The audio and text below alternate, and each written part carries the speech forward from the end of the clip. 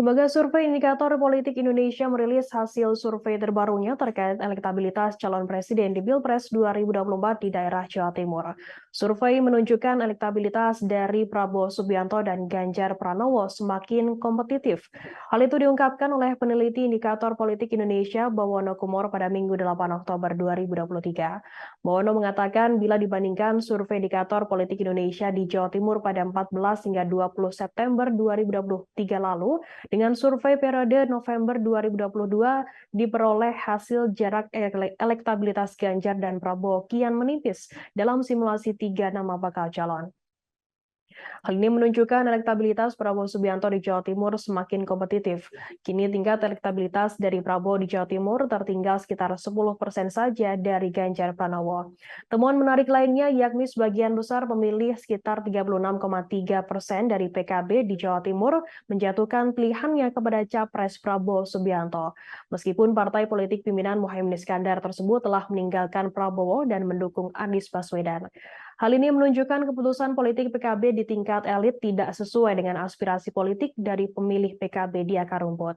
Indikator Politik Indonesia memaparkan survei elektabilitas bakal capres simulasi 3 nama di wilayah Jatim periode 14 hingga 20 September 2023.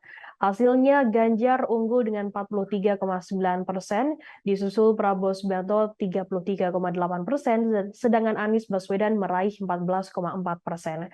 Sementara 8% publik belum menjawab atau tidak tahu. Metodologi survei mengambil populasi seluruh warga negara Indonesia di Jawa Timur yang punya hak pilih dalam pemilihan umum, yakni mereka yang sudah berumur 17 tahun atau lebih, atau sudah menikah ketika survei dilakukan. Penarikan sampel menggunakan metode multistage random sampling.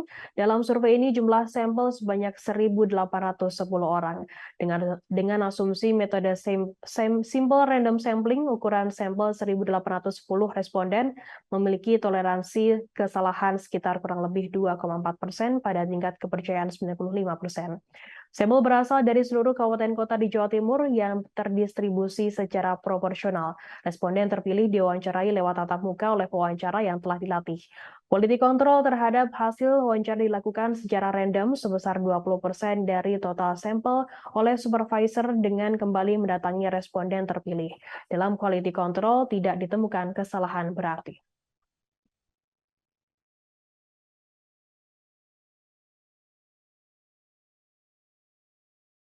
Download Tribun X sekarang, menghadirkan lokal menjadi Indonesia.